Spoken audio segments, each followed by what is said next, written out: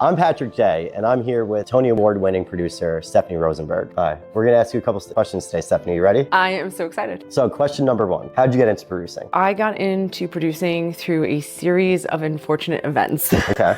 I never planned on being a Broadway producer. It was not something that it was like on my bingo card for life. I totally fell into it by accident. I guess we'll go into the long version of the story here. Rewind all the way to 2006. I'm at Williamstown Theater Festival. I meet this amazing woman. She's still in the industry. She's a great filmmaker. I'm not going to say her name because you would know her immediately, and I don't know if she knows that she's part of the inspiration of this story, but she's one of those perfect people. Do you know what I'm talking about? You know, like if you ever meet those perfect people, like their hair just like wisps in the wind when they're like standing there talking, like as if a fan is always on them, and they know all the cool kids and all the right places to be and who to hang out with. Do you remember those people? Of course. Okay, so she was one of those people, and for some reason she liked me and we became friends at Williamstown Theater Festival, and I was like, woo, yes, because she was so cool, and I was like, one of the cool kids wants to hang out with me? Awesome. And we became friends, and we came back from Williamstown and we were supporting each other in our careers, and she turns to me one day, hair wisping in the wind, flying gently in an everlasting breeze that follows her wherever she goes, and she goes, Stephanie, I am not going to be a poor actor all my life. I'm going to the CTI 3-day workshop on producing. And I said, well, I'm going to go and keep you company. And I said to her, I go, I really just love acting. I go, but if I can understand better what they're looking on the other side of the table, maybe I can be a better actor for them. So I bought a ticket